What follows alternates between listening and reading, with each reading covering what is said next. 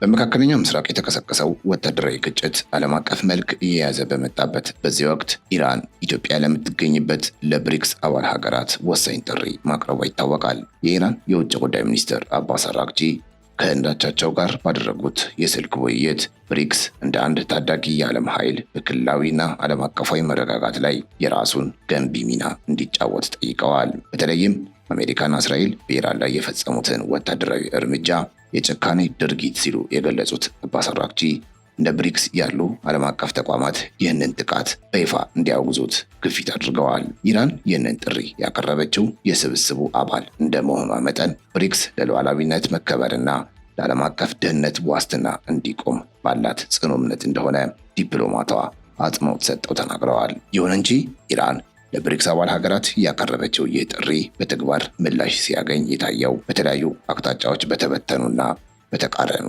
አቋሞች የታጀበ መከፋፈል ሆኖ ተገኝቷል። እንደ ቻይና፣ ሩሲያና ብራዚል ያሉ የብሎኩ አባላት በጥቃቱ ላይ ያላቸውን ከፍተኛ ቅሬታና ውግዘት በይፋ ቢገልጹም ስብስቡ ግን እንደ አንድ ወጥ አካል የጋራ መግለጫ ማውጣት ተስኖታል። ይህ ሁኔታ በብሪክስ ውስጥ ያለውን ጥልቅ የጂኦፖለቲካዊ ልዩነትና የአባል ሀገራቱን ብሔራዊ ጥቅም ቅድሚያ የመስጠት ዝንባሌ ፍንትው አድርጎ አሳይቷል ሲሉ ተንታኞች ይገልጻሉ። በተለይም በአሁኑ ሰዓት የብሪክስ ሰብሳቢ በሆነችው ህንድ በኩል የታየው ጥንቃቄ የተሞላበት ዝምታ ስብስቡ በአስቸጋሪ የዓለም አቀፍ ቀውሶች ወቅት በአንድ ድምፅ የመናገር አቅሙ ምን ያህል ውስን መሆኑን የሚያመላክት ሆኖ በብዙዎች ዘንድ ተተርጉሟል። ክቡራትና ክቡራን የገበያ ሚዲያ ቤተሰቦቻችን በዛሬው የልዩ ጥንቅር ፕሮግራማችን ኢራን ለብሪክስ አባል ሀገራት ያቀረበችውን ይህንን አስቸኳይ ጥሪ ተከትሎ ለመሆኑ በብሎኩ አባላት መካከል ታየ የተባለው ይህ ሰፊ መከፋፈል ሚስጥሩ ምንድን ነው የሚለውን ጥያቄ በጥልቀት እንመረምራለን። በኢራን ጉዳይ ላይ ከታላቋ ቻይና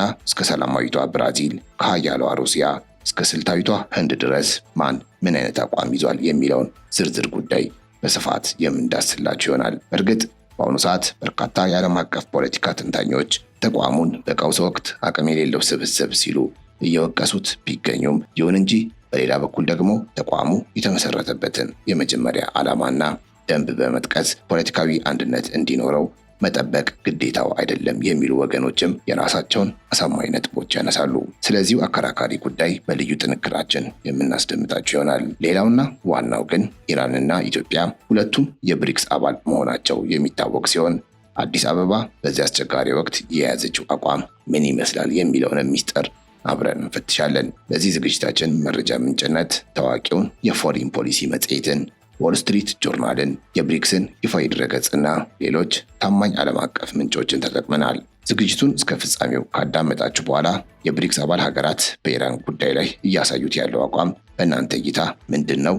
ኢትዮጵያስ የያዘችው አቋም ትክክል ነው ብላችሁ ታምናላችሁ? የሚለውን ሀሳብ አስተያየታችሁን በኮሜንት ላይ እንድታጋሩን እንጋብዛለን። እስከ ፍጻሜው አብራችሁን ቆዩ። ቻናላችንን ሰብስክራይብ፣ ይህን ቪዲዮም ላይክ ማድረግ እንዳይረሳ። አፓርታማ በኮንዶሚኒየም ዋጋ።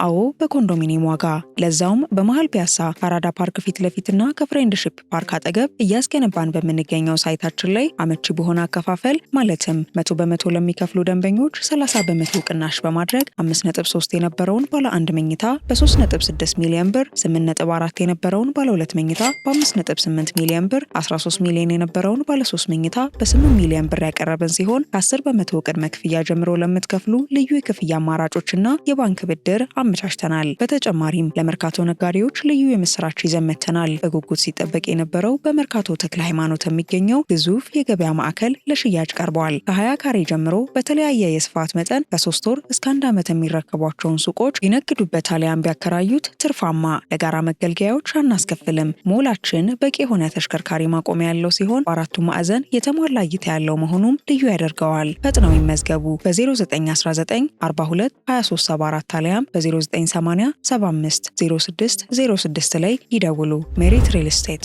ይህ በኢራንና በእስራኤል መካከል የተቀሰቀሰው ግጭት ብሪክስ እንደ አንድ የዓለም አቀፍ ተዋናይ ያለውን አንድነት ለመጀመሪያ ጊዜ ፈትኖታል። ኢራን ጥቃቱን ተከትሎ አባላቱ ከጎኗ እንዲቆሙ ብትጠይቅም በተግባር ግን የታየው የአባል ሀገራቱ የየራሳቸውን ብሔራዊ ጥቅም ለማስጠበቅ ወደ ተለያየ አቅጣጫ መበተናቸው ነው። ለምሳሌ ቻይናና ሩሲያ ጥቃቱን በከፍተኛ ሁኔታ ሲያወግዙ፣ ህንድና ደቡብ አፍሪካ ግን ከምዕራባውያን ጋር ያላቸውን ስልታዊ ግንኙነት ላለማበላሸት ሲሉ ዲፕሎማሲያዊ ዝምታን መርጠዋል። ይህ አይነቱ በግልጽ የሚታይ የመከፋፈል አዝማሚያ ብሎኩ በአስቸጋሪ ወቅት የጋራ ውሳኔ ማሳለፍ እንደማይችልና በአባላቱ መካከል ያለው የፍላጎት ልዩነት ከስብስቡ ዓላማ በላይ እየገዘፈ መምጣቱን ቁልጭ አድርጎ ያሳያል ተብሏል። ታዲያ ይህንን የብሪክስ ሀገራት የሀሳብ ልዩነት መነሻ በማድረግ በርካታ የፖለቲካ ተንታኞች የስብስቡን ውጤታማነት ጥያቄ ውስጥ እየከተቱት ይገኛሉ።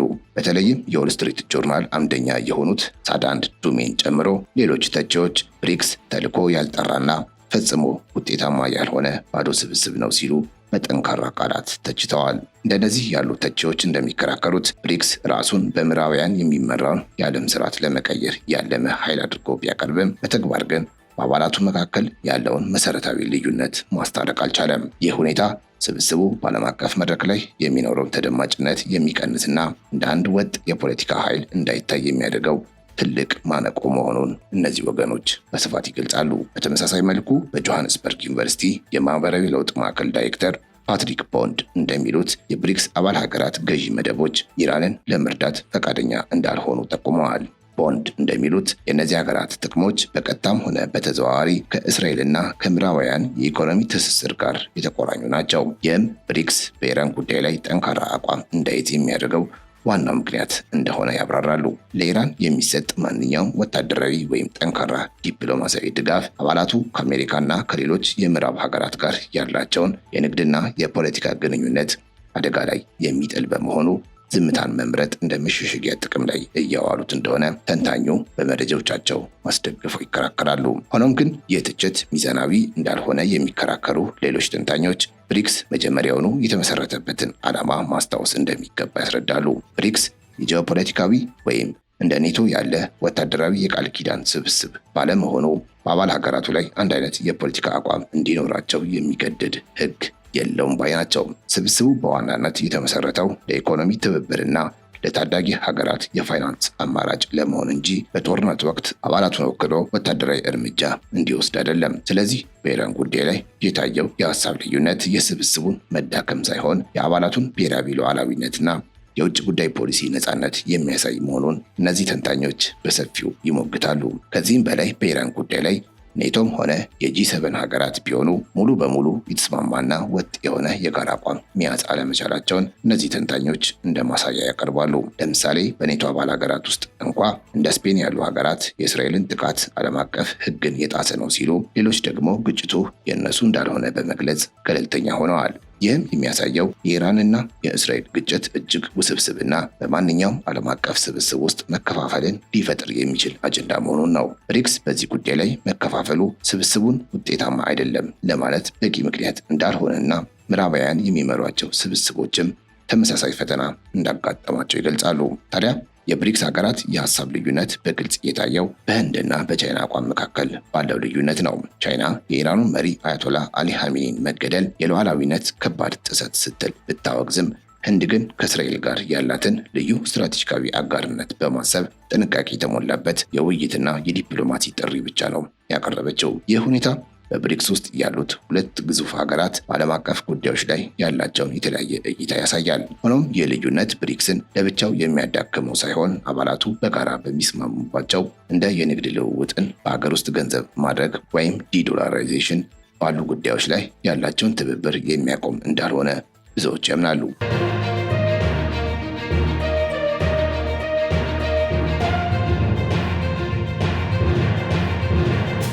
በሌላ በኩል ኢራን የአሜሪካ ጦር ሰፈር በሚገኙባት የተባበሩት አረብ ኤሚሬትስ ላይ የአጸፋ ጥቃት መሰንዘሯ በብሪክስ አባላት መካከል ያለውን ግንኙነት ይበልጥ ውስብስብ አድርጎታል። ሁለቱም ሀገራት ማለትም ኢራንና ኤሚሬትስ የብሪክስ አባል ሀገራት በመሆናቸው በመካከላቸው የሚፈጠረው ወታደራዊ ፍጥጫ ለስብስቡ የውስጥ አንድነት ትልቅ ፈተና ሆኗል።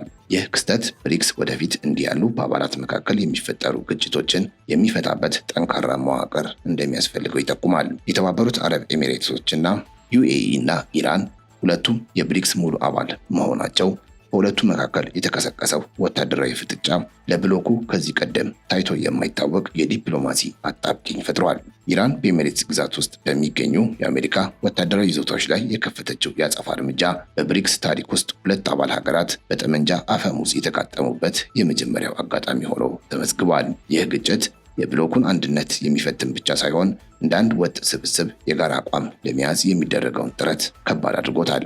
በአንድ በኩል ኢራን ጥቃት ተፈጽሞብኛል በሚል የአጸፋ እርምጃ ስትወስድ፣ በሌላ በኩል ደግሞ ኤሚሬቶች ሉዓላዊነቷ መጣሱን ትገልጻለች። ይህ ደግሞ በብሪክስ ውስጥ ያሉ እንደ ቻይናና ህንድ ያሉ ታላላቅ ሀገራት ከየትኛው ወገን መቆም እንዳለባቸው ግራ እንዲጋቡና የውሳኔ አሰጣጡ ሂደቱ እጅግ አደጋች እንዲሆንባቸው አድርጓል። ይህ በአባላት መካከል የሚታየው ቀጥተኛ ወታደራዊ ፍጥጫ ብሎኩ የነበረበትን የቆየ አደረጃጀት በመፈተን በቅርቡ የተደረገው የአባላት ስርጭት ያመጣውን አዲስ ፈተና በግልጽ እንዲታይ አድርጎታል። ይህም በተለይ ከቅርብ ጊዜ ወዲህ አዳዲስ ሀገራት ወደ ስብስቡ መቀላቀላቸውን ተከትሎ የመጣውን የፍላጎት መብዛት የጋራ መግባባት ላይ ለመድረስ ያለውን ጋሬጣ ይበልጥ አጉልቶታል። እንደ አውሮፓውያን አቆጣጠር በ2024 ኢትዮጵያን ጨምሮ አዳዲስ ሀገራት ወደ ብሪክስ መቀላቀላቸው ስብስቡ በዓለም ዙሪያ ያለውን ተቀባይነት ቢያሳድገውም የውሳኔ አሰጣጥ ሂደቱን ግን ይበልጥ አዳጋች አድርጎታል። በአሁኑ ወቅት የ11 ሀገራት ስብስብ የሆነው ብሪክስ የተለያዩ የፖለቲካ ስርዓቶችና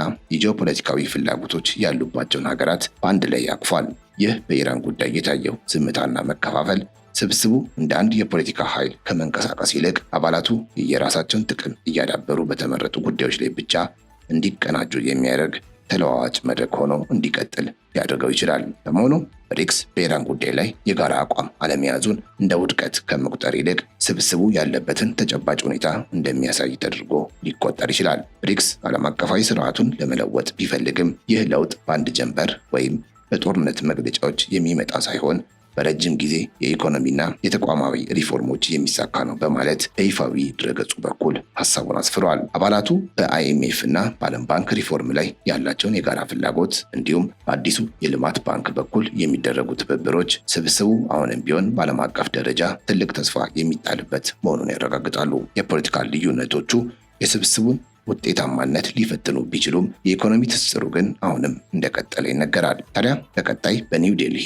የሚካሄደው 18ኛው የብሪክስ መሪዎች ጉባኤ ስብስቡ ለገጠሙት የፖለቲካ ፈተናዎች ምን አይነት ምላሽ እንደሚሰጥ ይጠበቃል። በዚህ ጉባኤ ላይ በአርቲፊሻል ኢንተለጀንስ እና በዲጂታል መሰረተ ልማት ላይ የሚደረጉ ውይይቶች ትኩረት እንደሚሰጣቸው ቢገለጽም የኢራን ጉዳይ ግን በስተጀርባ ትልቅ አጀንዳ ሆኖ መነሳቱ አይቀሬ ነው። የብሪክስ መሪዎች በግልጽ ባይስማሙ እንኳ በውስጥ ለውስጥ የዲፕሎማሲ ውጥረቶችን ለማርገብ እና ስብስቡን ከውድቀት ለመታደግ እንደሚሞክሩ ይጠበቃል። ይህም ብሪክስን እንደ አንድ ወጥ የጦር ግንባር ሳይሆን እንደ አንድ የተወሳሰበና ግንባታ ላይ ያለ ዓለም አቀፍ የኃይል ሚዛን እንድንመለከተው ያደርገናል። በአጠቃላይ የብሪክስ አገራት በኢራን ጉዳይ ላይ የተለያየ አቋም መያዛቸው የስብስቡን መዳከም ሳይሆን የአባላቱን ብዙሃነትና የዓለም አቀፍ ፖለቲካን ውስብስብነት የሚያሳይ ነው በማለት የሚሞግቱ አሉ።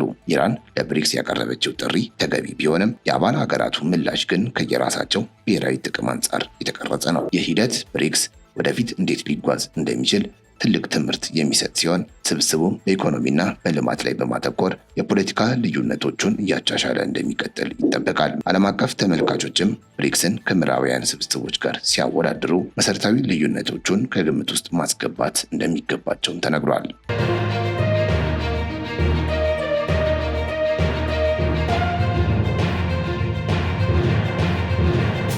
ታዲያ በዚህ የብሪክስ ሀገራት ክፍፍል ውስጥ የኢትዮጵያ ሚናና አቋም በየትኛው መደብ ውስጥ ይፈረጃል የሚለው ጉዳይ ሌላው መሰረታዊ ጥያቄ ነው። ኢትዮጵያ በዲፕሎማሲ አካሄዷ ብዙ ጊዜ ለማንም ወገን ሳታዳላ የገለልተኝነት መርህን የምትከተል ብትሆንም አሁን ባለው የኢራንና የእስራኤል ግጭት ላይ ግን የምትከተለው አካሄድ እጅግ ረቂቅና ጥንቃቄ የተሞላበት ይመስላል። እስካሁን ባለው ሂደት አዲስ አበባ የአሜሪካንና የእስራኤልን ወታደራዊ እርምጃ በይፋ ባትደግፍም፣ በሌላ በኩል ደግሞ እንደ ቻይናና ሩሲያ ጥቃቱን በጽኑ ለማውገዝ አልተቻኮለችም። ይህ የኢትዮጵያ ዝምታ በአንድ በኩል ብሔራዊ ጥቅሟን ለማስጠበቅ የሚደረግ ዲፕሎማሲያዊ ጥበብ ተደርጎ ሲወሰድ፣ በሌላ በኩል ደግሞ በብሪክስ ውስጥ ካሉ የኃይል ሚዛኖች ጋር የመጣጣም ጥረት ተደርጎ ይቆጠራል። በተለይ ጠቅላይ ሚኒስትር ዶክተር አብይ አህመድ ጦርነቱ እየተካሄደ ባለበትና በኢራን ከፍተኛ ድብደባ እየደረሰባት ወዳለችው ወደ ተባበሩት አረብ ኤሚሬቶች ማቅናታቸው ለብዙ ተንታኞች ትልቅ የፖለቲካ መልእክት ያለው ሆኖ ተገኝቷል። ኢትዮጵያ ከኤሚሬቶች ጋር ያላት ጥልቅ የኢኮኖሚና ስትራቴጂካዊ አጋርነት በወቅቱ በነበረው ጉብኝት ላይ በግልጽ የታየ ሲሆን ኢራን በተባበሩት አረብ ኤሚሬቶች ላይ ለሰነዘረችው የሚሳኤልና የድሮን ጥቃትም ኢትዮጵያ ያሳየችው ተቃውሞ የዚሁ አጋርነት ነጸብራቅ ተደርጎ ሊወሰድ ይችላል። ይህም የሚያሳየው ኢትዮጵያ በብሪክስ ውስጥ ካሉት ሀገራት መካከል ይበልጥ የቅርብ ወዳጅነት ካላቸውና ጥቅሟ ከሚቀዳባቸው ሀገራት ጎን የመቆም ዝንባሌ እንዳላት ነው። ይህ ስትራቴጂካዊ ቁርኝት በንግግር ብቻ የተገደበ ሳይሆን በተግባር የታየና የሁለቱን ሀገራት መሪዎች ግላዊ ወዳጅነት ጭምር የሚያንጸባርቅ ነው። ጠቅላይ ሚኒስትር ዶክተር አብይ አህመድ ትናንት እንኳ ከተባበሩት አረብ ኤሚሬቶች ፕሬዝዳንት መሐመድ ቢን ዛይድ ጋር በስልክ ተወያይተው በአገሪቱ ላይ የተሰነዘረውን ጥቃት እንደማይደግፉና አጋርነታቸውን በድጋሚ ማረጋገጣቸው ተሰምቷል። ይህ ግንኙነት ኢትዮጵያ በክልላዊ ውጥረቶች ውስጥ ያላትን ግልጽ አቋም የሚያሳይ ሲሆን አዲስ አበባ ለኤሚሬቶች ያላትን የጸና ድጋፍ በድጋሚ በማረጋገጥ በብሪክስ አባል ሀገራት መካከል ለምትመርጠው ወዳጅነት ቅድሚያ እንደምትሰጥ ማሳያ ሆኖ አልፏል። በመሆኑም የኢራኑ የውጭ ጉዳይ ሚኒስትር አባስ አራግቺ ለብሪክስ አባል ሀገራት ያቀረቡት የጋራ ድጋፍ ጥሪ በኢትዮጵያ በኩል እስካሁን የሚጠበቀውን ያህል ሞቅ ያለ ምላሽ እንዳላገኘ እነዚህ ሁኔታዎች ያሳያሉ። ይህ ማለት ደግሞ 4 ኪሎ የኢራንን ጥሪ ችላ ብሎታል ማለት ሳይሆን ጉዳዩን ከቀጥታ ውግዘት ይልቅ በሰላማዊ መንገድ እንዲፈታ የመጠየቅን ልስላሴ መርጧል ማለት ነው። ይህ የኢትዮጵያ አቋም ምናልባትም በብሎክ ውስጥ ካለው የህንድ የዲፕሎማሲና የውይይት መስመር ጋር የሚቀራረብ ሲሆን የኢራንን ጥሪ ሙሉ በሙሉ ከመቀበል ይልቅ የክልላዊ ደህንነትን ሚዛን ለመጠበቅ የሚደረግ ጥረት ይመስላል። ይህም ኢትዮጵያ በብሪክስ ውስጥ የራሷን ሉዓላዊ ውሳኔ የመወሰን አቅሟን የምታስመሰክርበት ሌላው ገጽታ ነው። በርካታ የፖለቲካ ተንታኞች እንደሚጠቁሙት ኢትዮጵያ በይፋ የትኛውንም አይነት ዝርዝር መግለጫ ባትሰጥም አጠቃላይ አቋሟ ግን ወደ እስራኤልና ወደ ምዕራባውያን አጋሮቿ ያዘነበለ እንደሆነ ይገመታል። ምንም እንኳ አገሪቱ አሁን የብሪክስ አባል ብትሆንም ከምዕራባውያን ጋር ያላትን የንግድና የልማት ትስስር አደጋ ላይ የሚጥል ዲፕሎማሲያዊ እርምጃ ከመውሰድ ተቆጥባለች። በመሆኑም በኢራን ላይ የምታሳየው የተገደበ ዝምታ ከሁለቱም ወገን የሚመጣን ጫና ለመቋቋም የምትጠቀምበት ስልት እንደሆነ ይነገራል። በጥቅሉ የኢትዮጵያ ሁኔታ በብሪክስ ውስጥ ያለውን ውስብስብነት በግልጽ የሚያሳይ ነው። አገሪቱ በአንድ በኩል ከሩሲያና ከቻይና ጋር ያላትን አዲስ ጥምረት ማጠናከር ትፈልጋለች። በሌላ በኩል ደግሞ የተባበሩት አረብ ኤሚሬቶችና የምዕራባውያን ጥቅሞች እንዳይነኩባት ከፍተኛ ጥንቃቄ ታደርጋለች። ይህ በሁለት ስለት ላይ የመራመድ ዲፕሎማሲያዊ አካሄድ ኢትዮጵያ በብሪክስ ውስጥ የራሷን ብሔራዊ ጥቅም ለማስከበር የምታደርገውን ትግል የሚያሳይ ነው። በመሆኑም የኢራን ጦርነት ለኢትዮጵያ የውጭ ጉዳይ ፖሊሲ ትልቅ ፈተና ቢሆንም ሀገሪቱ እስካሁን በያዘችው አቋም የራሷን ስትራቴጂካዊ ቦታ ለማስጠበቅ እየጣረች መሆኑን መረዳት ይቻላል።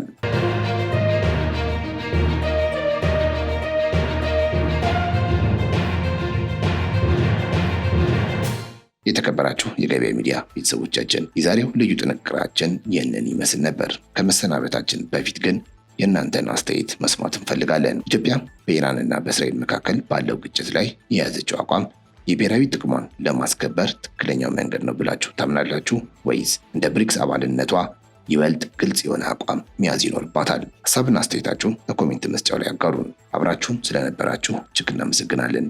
ቻናላችንን ሰብስክራይብ፣ ይህን ቪዲዮ ላይክ እንድታደርጉ በአክብሮት እንጠይቃችኋለን። እያላችሁበት ሰላም። አፓርታማ በኮንዶሚኒየም ዋጋ። አዎ በኮንዶሚኒየም ዋጋ፣ ለዛውም በመሃል ፒያሳ ከአራዳ ፓርክ ፊት ለፊትና ከፍሬንድሺፕ ፓርክ አጠገብ እያስገነባን በምንገኘው ሳይታችን ላይ አመቺ በሆነ አከፋፈል ማለትም 100% ለሚከፍሉ ደንበኞች 30% ቅናሽ በማድረግ 5.3 የነበረውን ባለ 1 መኝታ በ3.6 ሚሊዮን ብር፣ 8.4 የነበረውን ባለ 2 መኝታ በ5.8 ሚሊዮን ብር፣ 13 ሚሊዮን የነበረውን ባለ 3 መኝታ በ8 ሚሊዮን ብር ያቀረበን ሲሆን ከ10% ቅድመ ክፍያ ጀምሮ ለምትከፍሉ ልዩ የክፍያ አማራጮችና የባንክ ብድር አመቻችተናል። በተጨማሪም ለመርካቶ ነጋዴዎች ልዩ የምስራች ይዘን መጥተናል። በጉጉት ሲጠበቅ የነበረው በመርካቶ ተክለ ሃይማኖት የሚገኘው ግዙፍ የገበያ ማዕከል ለሽያጭ ቀርበዋል። ከ20 ካሬ ጀምሮ በተለያየ የስፋት መጠን ከ3 ወር እስከ 1 ዓመት የሚረከቧቸውን ሱቆች ይነግዱበት አሊያም ቢያከራዩት ትርፋማ። ለጋራ መገልገያዎች አናስከፍልም። ሞላችን በቂ የሆነ ተሽከርካሪ ማቆሚያ ያለው ሲሆን በአራቱ ማዕዘን የተሟላ እይታ ያለው መሆኑም ልዩ ያደርገዋል። ፈጥነው ይመዝገቡ። በ0919 42 2374 አሊያም በ0980 75 06 06 ላይ ይደውሉ። ሜሪት ሪል ስቴት